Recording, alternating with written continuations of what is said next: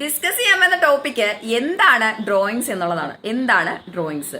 ഒരു ഓണർ അദ്ദേഹത്തിന്റെ പേഴ്സണൽ ആവശ്യത്തിന് വേണ്ടിയിട്ട് ബിസിനസ്സിൽ നിന്ന് ക്യാഷോ മറ്റ് അസറ്റുകളോ പിൻവലിക്കുകയാണെന്നുണ്ടെങ്കിൽ അതിന് പറയുന്ന പേരാണ് ഡ്രോയിങ്സ് എന്നുള്ളത്. അവിടെ എടുത്ത് നമ്മൾ പറയേണ്ട വിഷയം പേഴ്സണൽ യൂസിന് എന്നുള്ളതാണ്. നമുക്കൊരു എക്സാമ്പിൾ വെച്ചിട്ട് അത് നോക്കാം. ഓണർ ഓഫീസ് യൂസിന് വേണ്ടിയിട്ട് ബാങ്കിലെ പൈസ അങ്ങ് വിഡ്രോ ചെയ്തു. ഓക്കെ, ഓഫീസ് യൂസിന് വേണ്ടിയിട്ട് ബാങ്കിലെ പൈസ വിഡ്രോ ചെയ്തു എന്ന് പറയുക.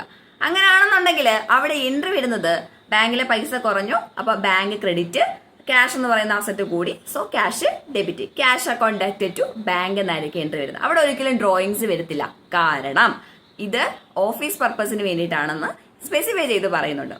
ഇനി അതേ സമയം ഞാൻ പറയുന്നു, ഓണർ അദ്ദേഹത്തിന്റെ പേഴ്സണൽ യൂസിന് വേണ്ടിയിട്ട് ബാങ്കിൽ നിന്ന് പൈസ വിഡ്രോ ചെയ്തു.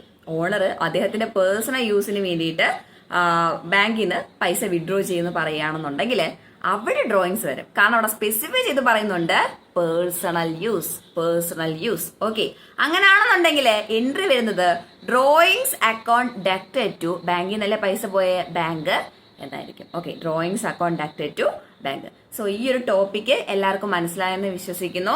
നിങ്ങൾക്ക് ഡ്രോയിങ്സിനെ കുറിച്ച് കൂടുതൽ അറിയാവുന്ന കാര്യങ്ങൾ കമന്റ് ബോക്സിൽ മെൻഷൻ ചെയ്യും.